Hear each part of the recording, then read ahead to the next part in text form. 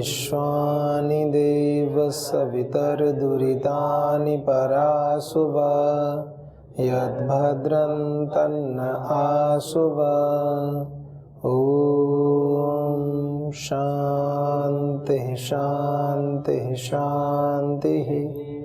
ॐ सर्वेभ्यो नमः।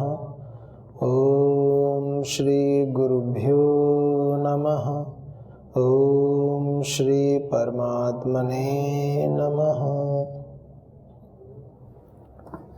ओम वैदिक संस्कृति, इसके अंतर्गत हम आज प्रारंभ करेंगे कठोपनिषद।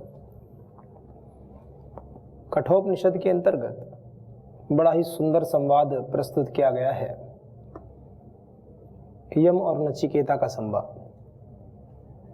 यम और नचिकेता के विषय में कहते हैं, यम के विषय में हम क्या जानते हैं? यमराज। यम का नाम आते क्या ऐसा लगता है? यमराज, जो मृत्यु का देवता है ना, ऐसे। और नचिकेता एक छोटा बच्चा है और ऋषि पुत्र हैं, तो उनके मन में जिज्ञासाएं उत्पन्न होती हैं और वो उस ब्रह्म को जानने के लिए, उस ईश्वर को जानने के लिए अपने पिता के कहे गए वचन को सार्थक सिद्ध करने के लिए वो दृढ़ संकल्पित हो जाता है। उन सत्यों को जानना चाहता है जिन सत्यों के विषय में उनके पिता ने ऐसे ही सहज रूप से उनको बता दिया था, लेकिन वो अत्यंत गंभीर होकर के उन सत्यों को खोजने लगता है, निकल पड़ता है खोजने, और अपने मार्ग से विचलित नहीं होता। बड़ा ही सुंदर प्रसंग है। और बीच में बहुत लालच आते हैं, उसको आचार्य के द्वारा कई प्रकार से उसकी परीक्षा की जाती है कि कहीं ये ऐसे ही तो नहीं है, कहीं इसके संकल्प में विकल्प तो नहीं है। ऐसे होते हैं ना, आचार्य भी जब अपने शिष्यों को कोई विशेष बात बताते हैं तो उसकी पात्रता को परखते हैं। देश में जो ये न्यूक्लियर बम होते हैं ना, परमाणु बम, हाइड्रोजन बम, इनका एक्सेस किसी एक व्यक्ति के पास नहीं होता, समिति होती है। 2-3 व्यक्ति होंगे अलग अलग, कोई रक्षा मंत्रालय में होगा, कोई प्रधानमंत्री के विभाग में होंगे ऐसे, और वो सब आपस में जिनकी पूरी सहमति होने के बाद में तब 2-3 लोग मिलकर एक साथ ऑपरेट करेंगे। ऐसी एक व्यवस्था बनाई गई है। गोपनीयता की बड़ी बड़ी बातें होती है, बड़ी कीमत होती है। गोपनीयता भंग नहीं कर सकते। राष्ट्र में जिन्हें हम यूं कहते हैं ना कि ये नेताजी हैं और ऐसे हैं वैसे हैं, वो भी कैसे भी हैं, राष्ट्र संबंधी जो विषय होते हैं ना, अत्यंत गोपनीयता रखते हैं, जीवन भर रखते हैं। एक तो होता है कि जब तक शासन में है तब तक रखेंगे, और कुछ विषय तो ऐसे होते हैं सुरक्षा संबंधी, जो भी चाहे कैसे भी हो, चाहे विपक्षी पार्टी को कितना भी कोसते रहें पक्ष में रहने पर, सभी पार्टियां विपक्ष में हो ही जाती हैं एक दिन, एक कभी विपक्ष में कभी पक्ष में। तो पक्ष में जो रहेंगे तब तो वो क्यों करेंगे, लेकिन जिस समय वो विपक्ष में भी होते हैं तो भी उन गोपनीय बातों को नहीं उठाते। सामान्य राजनीतिक द्वेष तो रखते ही हैं आपस में एक दूसरे से। राजनीतिक द्वेष तो क्या बोले, कोई राजनीति जो है शब्द है तो बहुत अच्छा शब्द है ये, राज्य की नीति जो होती है, ये शब्द तो बहुत अच्छा है, लेकिन वर्तमान में बड़ा एक रूढ़िवादी दृष्टिकोण डेवलप कर लिया इसमें कि जो भी उल्टा सीधा कार्यक्रम करे, तिकड़मबाजी करे, उसको कहते हैं तो राजनीति कर रहा है, जबकि गलत बात है। राजनीति तो बहुत ही शुद्ध शब्द है, बहुत ही अच्छा प्यारा शब्द है। ये तो हमारे ऋषियों के द्वारा सृजित कार्यक्रम है। आचार्य चाणक्य ने जिस के ऊपर शास्त्र लिखा हो, इतने विद्वान कि व्यक्ति को कैसे कार्य करने चाहिए, कैसे नहीं करने चाहिए, और जिस नीति के ऊपर सारा राष्ट्र टिका है, वो गलत कैसे हो सकती है।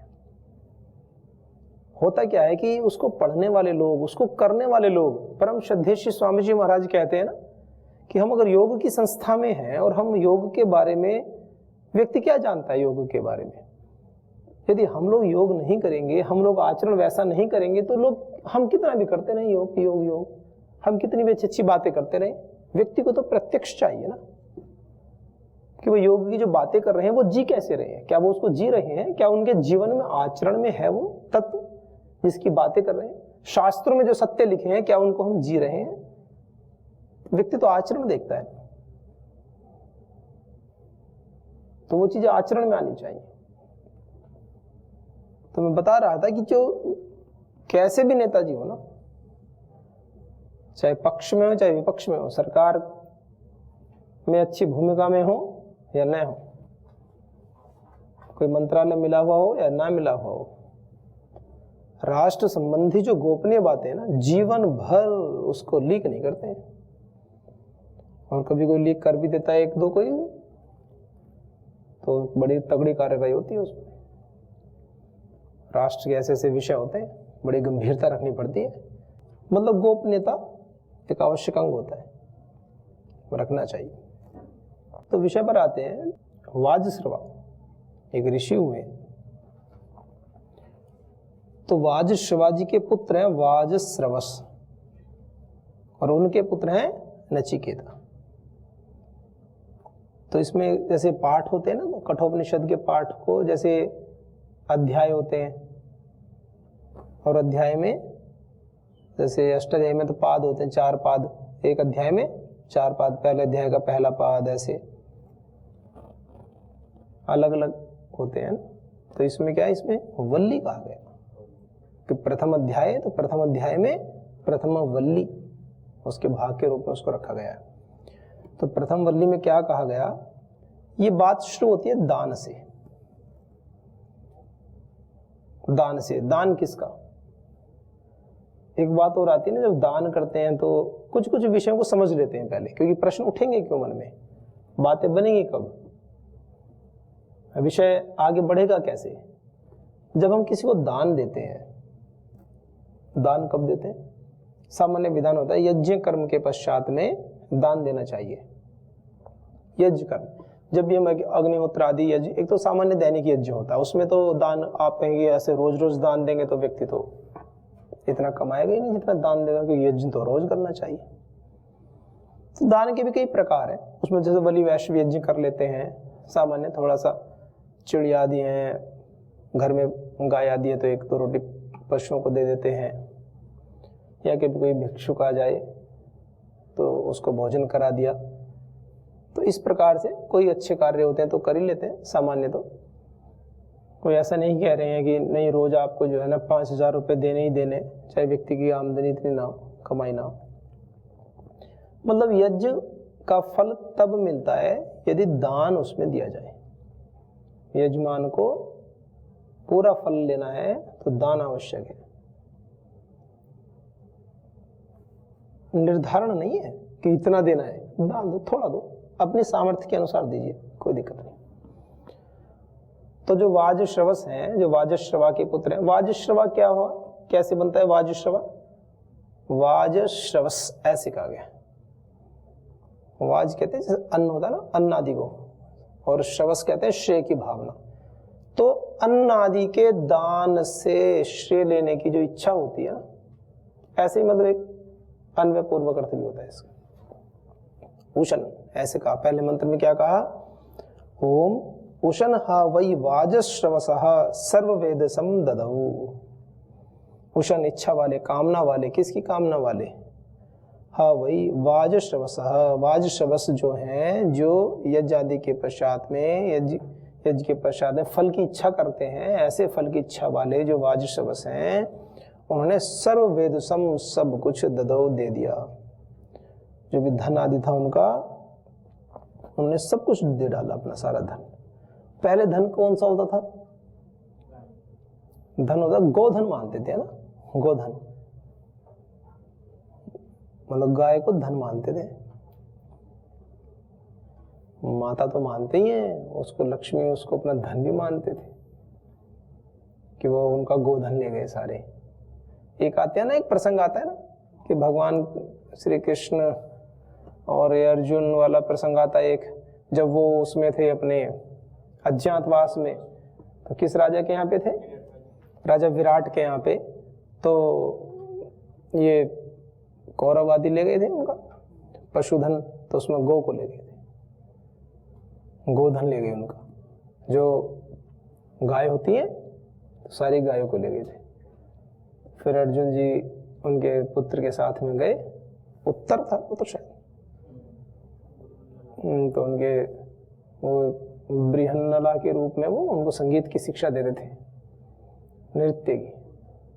अब शिक्षा देते थे तो अर्जुन ने भी सीखा तो होगा ना नृत्य गुरुकुल में, तो इसलिए सत्संग भजन कीर्तन जितना आवश्यक हो इतना तो सभी को आना भी चाहिए। गुरुकुलों की तो विधा होती है ना, आप में से भी कई कुछ बांसुरी बजाते हैं, कुछ सीखते हैं, अलग अलग विधाओं में निपुण हो रहे हैं, तो अच्छी बात है। तो वो फिर उनको पराजित करके कौरवों को लेकर के आए थे गोधन। तो ऐसे ही जो वाजश्रवस थे उन्होंने यज्ञ किया, तो यज्ञ करने के पश्चात में विश्वजित यज्ञ किया है ना, विश्वजित नाम का यज्ञ था। अलग अलग प्रकार के यज्ञ होते थे। अश्वमेध यज्ञ किया था भगवान राम ने चक्रवर्ती राजा बनने के लिए, अश्वमेध यज्ञ। यागों के विषय में भी वर्णन मिलते हैं, याग होते थे बड़े बड़े। दक्षिण में तो अभी भी वो परंपरा है ना, मतलब बड़े बड़े दान दक्षिणा करके बड़े अच्छे तरीके से। तो ये तो सांकेतिक रूप में करते हैं। ये अग्निहोत्र जो है बहुत ही सूक्ष्म तरीके से, याग तो बहुत बड़े बड़े स्तर पे होते थे। हमारे समस्त भूमंडल में हमारे जैसा कोई राजा नहीं है, इस बात की खुली चुनौती देते थे वैदिक तरीके से, ऐसे नहीं गलत तरीके से। और उसको स्वीकार जिसको नहीं होता था तो उसको फिर उसको कहते थे भाई स्वीकार करो, अच्छी बात है तो स्वीकार करो, सीधी सी बात होती है भाई, अच्छी बात है तो स्वीकार करो, क्या हानि है? हानि क्या है? तो ऐसे अश्वमेध यज्ञ उसमें क्या होता था, घोड़े को छोड़ा जाता था, घोड़ा छोड़ देते थे और घोड़े के पीछे राजा की कुछ सेना का कुछ भाग जो पूरी घोड़े के ऊपर कुछ सूचना लगाते थे कि ऐसे ऐसे ऐसे कार्य हैं और ये घोड़ा छोड़ा गया है। तो जिस जिस टेरिटरी में जहाँ जहाँ जिस जिस क्षेत्र में वो घोड़ा जाता था तो वहाँ के राजा आते थे। एक ऐसा प्रोटोकॉल था कि वो आते थे, यदि उनको स्वीकार होता तो स्वीकार करते थे, नहीं होता तो संदेश भिजवा देते थे सेना के हाथ कि जी हमें आपके चक्रवर्ती साम्राज्य के अधीन हम नहीं रहेंगे। फिर विचार विमर्श चलता था, उनसे मंत्रणा होती थी भाई क्यों नहीं रहेंगे, क्या विषय क्या है? भाई हम तो ऐसे ऐसे वैदिक स्तर पर कार्य कर रहे हैं, वेदों के अनुसार धर्म पूर्वक शासन करेंगे। उसमें यदि आपको ऐसा लगता है कि आप श्रेष्ठ हैं तो ठीक है, फिर श्रेष्ठता प्रमाणित करो अपनी। तो ऐसे करके उन्होंने किया अश्वमेध यज्ञ। तो ऐसे ये विश्वजित यज्ञ कर रहे हैं। तो इस यज्ञ में क्या है, क्या उन्होंने फिर यज्ञ के पश्चात में दान दिया जाता है। तो वाजश्रवस क्या दे, तो उनके पास जो गौ थी, गाय थी, तो वो सारी गाय अपनी सर्ववेद सम, सारा सब कुछ सर्ववेद सम ददो, सब कुछ जितना भी था वो गाय गोधन ही होता था, और क्या होगा उनके पास, तो वो ददो दे दिया। तस्य नचिकेता नाम पुत्र आसीत, उनके वो वाजश्रवस के जो वाजश्रवा के पुत्र थे, वाजश्रवस उनके क्या था, एक पुत्र था। तस्य नचिकेता नाम पुत्र आस, उनके प्रसिद्ध पुत्र था नचिकेता नाम का। नचिकेता नाम, ये नाम ऐसे नहीं फेमस हुआ है, आप नचिकेता, नचिकेता एक नाचिकेत अग्नि भी होती है, अग्नियों का चयन करते हैं, नाचिकेत अग्नि भी होती है, उसके बाद से भी जानते हैं। तो बड़ा सुंदर नाम है नचिकेता। तो नचिकेता नाम के उनके एक पुत्र थे, तो वो एक भूमिका बना रहे हैं अभी, है ना। तो ऐसे यज्ञ हुआ, यज्ञ के बाद में उन्होंने दान दिया और उनके एक पुत्र थे, तो पुत्र का कुछ रोल तो होगा ना, अब क्या रोल है वो बताएंगे। तम है कुमारम संतम, तम कुमारम संतम, उसने कुमार होते हुए भी, नचिकेता ने, छोटा बच्चा है वो, कुमार होते हुए भी क्या, दक्षिणासु नियमानासु श्रद्धा आविवेश स्वमन्यत, दक्षिणासु नियमानासु, दक्षिणासु दक्षिणा के लिए, नियमानासु मतलब ले जाई जा रही थी गाय, दक्षिणासु दक्षिणा के लिए जो गाय लेके जाई जा रही थी गोधन के रूप में, तो उन्होंने उसको देखा। अब जिनके पास जैसी गाय होंगी वैसी तो देंगे, उनके पास वैसी होंगी गाय, ऐसा हो सकता है। तो दक्षिणा के लिए जो गाय जा रही थी उन्होंने उनको देखा, नचिकेता ने, अभी छोटा बच्चा, तम कुमारम संदम, छोटा कुमार था होते हुए भी उसने श्रद्धा विवेचा, श्रद्धा से वो आस्तिक्य बुद्धि से, श्रद्धा से कि भाई ये देखो गाय हैं, हम दे रहे हैं, अच्छे कर्म हमने किए हैं, विश्वजित यज्ञ किया है और इनको हम जो गाय दे रहे हैं, तो वो सोचने लगा कुछ स्वयं, तो वह कुछ सोचने लगा उनको देख करके गायों को। अब गाय कैसी थी वो आगे प्रसंग आएगा। तो जो गाय दी जा रही थी उनको देख करके उसके मन में कुछ विचार आया कि ये तो कुछ कार्यक्रम ठीक से नहीं चल रहा है। तो उसने, उसको ऐसा लगा, क्योंकि पढ़ता था, सुनता था, भाई दान अच्छा देना चाहिए, श्रेष्ठ दान देना चाहिए, ऐसी ऐसी बातें। तो उसने देखा होगा कि ये तो गाय जो जा रही है, ये गाय थोड़ी सी कमजोर सी दिख रही होंगी उनको। तो बता रहे हैं कैसी गाय थी वो। पीतोदका जग्ध तृणा दुग्ध दोहा निरिंद्रिया अनंदा नाम ते लोकास तान स गच्छति ताददत, ऐसे कह दिया। मतलब पिता के प्रति प्रीति है उसकी, इस मंत्र से यह पता चलता है पिता के प्रति प्रीति है। प्रीति किस बात में, तो बता रहे हैं पीतोदका, पीतोदका जो जल पी चुकी है, मतलब जिन्होंने जलादि पी लिया है, मतलब बहुत ही जो मतलब पानी पीती है, मैं सब बेचारी भोजन भी क्या करती होंगी, कमजोर है ऐसी, जल पी चुकी है। जग्ध तृणा, जग्ध तृणा, इनके घास खाने की जो है जग्ध तृणा, मतलब ऐसे कह रहे हैं कि घास भी खाई जा चुकी है जिनके द्वारा, अर्थात अब और घास खाने की भी उनमें शक्ति नहीं बची, बहुत दुबली पतली हो गई। जैसे किसी से कहो भाई भोजन करने चलो, अरे भाई शरीर में ताकत ही नहीं है, भोजन करने कैसे जाए, इतने कमजोर है, इतने कमजोर हो गए कि शरीर में भोजन करने की भी सामर्थ्य नहीं है। तो ऐसे कह रहे हैं, होता है ना बीमारी हो जाती है तो व्यक्ति से कहते हैं भोजन कर लो भाई। एक तो होता है कि मन नहीं है, भूख नहीं है, एक होता है कि सामर्थ्य नहीं है, भूख भी लग रही है पर सामर्थ्य नहीं है कि जा करके भोजन कर लें ऐसे। तो वो कह रहे हैं कि जग्ध तृणा, जो मतलब इस कंडीशन में भी नहीं है कि भोजन खा ले, अत्यंत बूढ़ी हो गई है, इसका मतलब ये है, इसका मतलब क्या है, अत्यंत बूढ़ी हो गई है ऐसी। जग्ध तृणा, पीतोदका जग्ध तृणा दुग्ध दोहा, दुग्ध दोहा, दुग्ध दूह लिया गया है जिनका, अर्थात जितनी बार उनको देना था दूध वो दे चुके हैं, अब वो दूध देने वाली नहीं है, दूध देने लायक नहीं है वो, अब बस सेवा वाली है। जैसे होता है ना गाय 10-12 साल तक जैसे करती है, उसके बाद में तो फिर लगभग 20-24 वर्ष अवस्था मानते हैं गाय की, 24-25 वर्ष ऐसा लगभग है ना, और 14-15 बार तो गाय प्रसव करती ही है।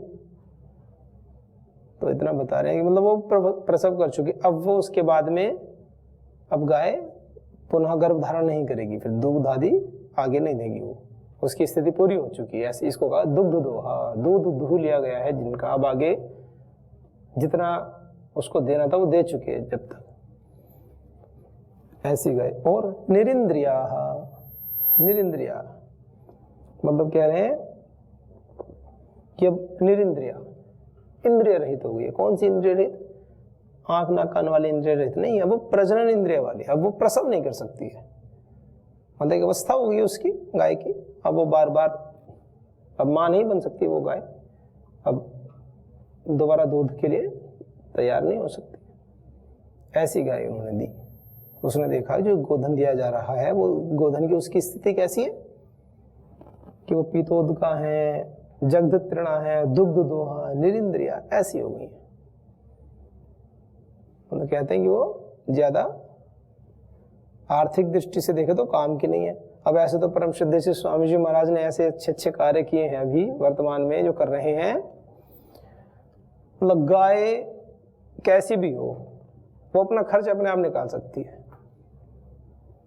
भाई गाय का जो है गोबर, गाय के गोबर से भी कई प्रकार के शोध चल रहे हैं, संविधाएं बना रहे हैं, गाय के जो है यूरिन से, पेशाब से गोधन अर्क बोलते हैं। तो गोधन अर्क के माध्यम से कैंसर तक के रोगी, एलर्जी संबंधी इतने बीमारी इतनी है, उनके निदान में बड़ा आवश्यक है, उसका प्रयोग करते हैं। मेटाबॉलिज्म के स्तर को ठीक करने के लिए, फैट को कंट्रोल करने के लिए। तो कितना उसका लाभ है, 10-10 रुपए, 12-12 रुपए लीटर उसको लेते हैं। गाय के मूत्र को लेते हैं, तो कम से कम गाय भी दिन में 4-5 लीटर करे और अपना गोबर करे, कुछ ना भी करे इतना, तो इतने से वो कम से कम अपने खाने पीने का, अपने चारे का तो अपना खर्च निकाल लेगी गाय। यदि व्यक्ति थोड़ा सिंसियर है, उसके ऊपर बोझ नहीं पड़ेगी गाय। ये कहते हैं ना लोग, गौ माता की रक्षा करेंगे, गौ माता की रक्षा। गौ माता की रक्षा बोल के होगी क्या? सड़कों पे तो फिरते रहते हैं, रखने को तो तैयार नहीं होते लोग। ये नहीं कि भाई गांव में है तो गांव में जो समर्थ व्यक्ति है, जिसके पास में धन की कमी नहीं है, जो परिवार का पोषण कर सकता है, ये व्यवस्था तब होगी, वो करे असिस्ट उनको। अब गौशालाओं में गायों को रखना ये भी एक तात्कालिक समाधान तो है, लेकिन स्थायी समाधान तो ये भी नहीं है ना। माता पिता की सेवा के लिए अनाथालय, कभी ये जो क्या बनाते हैं वृद्धाश्रम, माता पिता की सेवाओं के लिए वृद्धाश्रम कोई स्थायी समाधान थोड़ी है। ये हमारे भारतीय कल्चर, भारतीय परंपरा थोड़ी है। ये माता पिता, उनके बच्चे वो रहेंगे, माता पिता बाहर रहे कहीं जाके किसी अलग बिल्डिंग में, ऐसे थोड़ी होता है। तो माता पिता बच्चों के साथ रहे, जो गृहस्थ बच्चे हैं, जो कार्य करते हैं, उनके साथ में रहे। वो जहाँ पर वो कार्य करते हैं वहीं पर उनको भी रखे अपने साथ में। एक नई बात बताते हैं कि हम वहाँ रहते हैं जी, हमारा तो बस घर परिवार, हम, हमारी धर्मपत्नी, हमारे 2 बच्चे, बस इतना ही है, हम तो उनको कैसे रखें? अरे भाई कैसे क्यों रखें? तो रखने के लिए आपकी संकल्प शक्ति होनी चाहिए। क्यों नहीं रख सकते आप? 2 व्यक्ति रह रहे हैं, वो 2 व्यक्ति से 4 हो जाए, जब 5 हो जाए, उनको कोई दिक्कत नहीं होगी। एक माता पिता के 3 बच्चे हो या 4 हो या 5 हो, उनको तो रख लेंगे अपने साथ में। लेकिन एक माता या पिता को साथ रखने में कहेंगे कि घर का बजट बिगड़ गया, हमारे पास अब स्थान नहीं है, ऐसे नहीं है, वैसे नहीं है, जो भी बात होती है। नहीं है तो अपने साधन बढ़ाओ, पुरुषार्थ करो। माता पिता को साथ रखने के लिए भी कोई बहाने की आवश्यकता होगी क्या? मतलब एकदम निकृष्ट सोच का परिचय है। क्षमा करना, चुभ रही होगी बात, पर ये एकदम निकृष्ट सोच है। अरे माता पिता के ऊपर हम क्या सौदेबाजी चलती है क्या? कि ये ऐसी परिस्थिति नहीं है, अभी ऐसा नहीं है, वैसा नहीं है, ऐसा कभी नहीं आएगा। फिर जैसा आज फिर ऐसे चलता रहेगा। तो मानसिकता अगर ऐसी बनी हुई है तो आपको 50 साल बाद भी आप यही कहते रहोगे, नहीं वहाँ स्थिति ठीक नहीं है, और फिर स्थिति ठीक हो भी जाएगी तो कहोगे कि नहीं, हमारा जो है ना लेवल थोड़ा मैच नहीं करता, स्टैंडर्ड हमारा अलग है, माता पिता आएंगे वो थोड़ा सा बैकवर्ड थिंकिंग वाले हैं, हमारी सोसाइटी में हमारी इमेज खराब हो जाएगी। मतलब कभी उस बात को आप स्वीकार कर ही नहीं पाओगे। मैंने जिन माता पिता के अस्तित्व से आप हैं, उनके होने से आपकी इमेज खराब होगी, कहाँ की बात है? भजन गाते हैं, हम कभी माता पिता का ऋण चुका सकते नहीं, ये ऋण चुका रहे हैं, ऐसे थोड़ी होता है। तो हमेशा तो ऐसी गायों के विषय में, गायों को सड़कों पर छोड़ देने से और बस ये गौ माता की रक्षा करो, गौ माता की रक्षा करो कहने से, या कहीं किसी गौशाला को दान दो, ना देने से तो अच्छा है गौशाला में दान दो, देने से कोई स्थायी रक्षा नहीं हो सकती। जो समर्थ व्यक्ति हैं वो कम से कम इतना तो कर लें। जो परिवार है, जो कृषक परिवार है और जिनकी सामर्थ्य नहीं है कि अधिक से अधिक पशुओं को रखें, उनको तो असिस्ट करेंगे। भाई आप तो कृषक हो, आपको अन्य की जगह सुविधा है। कोई शहर में 2 कमरे का घर है, वो बेचारा कहाँ लेके बांधे अपने घर में, तो कम से कम जो पास में कोई किसान परिवार हो उससे बात कर लें कि भाई 1 गाय आप रख लो, खर्च हम दे देंगे। तो ऐसे करके अपनी व्यवस्था बना सकते हैं। ये है सेवा, स्थायी सेवा है। उस गाय को एक परिवार मिलना चाहिए, अनाथालय की तरह नहीं, परिवार का हिस्सा होकर। माँ है ना, तो तो माँ सड़कों पर घूमती रही है, ऐसे थोड़ी होता है। तो माँ है तो माँ की तरह स्थान दे उसको। तो ऐसे तो वो सब बातें उनके मन में होंगी, क्योंकि सुनते होंगे ना, नचिकेता जी सुनते होंगे बड़े बड़े ऋषियों के मुख से। तो उन्होंने देखा कि दान में जो गाय दी जा रही है वो तो पीतोदका, जगदत्रणा, दुग्ध दोहा, निरिंद्रिया ऐसी बूढ़ी हो गई है। और उन्होंने ये भी पढ़ रखा था, आनंद नाम ते लोकास्तांस गच्छति ताददत। अब इसके विषय में आगे चर्चा करेंगे। तो हमें अपने जीवन में अपने सत्यों को स्वीकारना चाहिए, और कभी भी इस बात को लेकर के तो किसी के मन में, पूरी दुनिया के बड़े से बड़े लोग भी क्यों ना हो, जो जन्म देने वाले होते हैं ना, उनको सर्वोच्च वरीयता देनी चाहिए। इस दुनिया के डर से क्या हम अपने माता पिता से दूर रहेंगे? इस दुनिया के डर से क्या हम अपने माता पिता को स्वीकारने में हिचकिचाएंगे? ये कहाँ की परंपरा? भारतीय परंपरा नहीं है। हम खुलकर उनको स्वीकारेंगे, स्वीकारना चाहिए। चलिए, आप तो सब करते ही हैं, जो नहीं करते उनके लिए था। सभी के जीवन में प्रेम तत्व प्रकट हो, अपने संकल्पों में सभी दृढ़ हो। इन्हीं शुभ भावनाओं के साथ आज के इनको विराम देते हैं।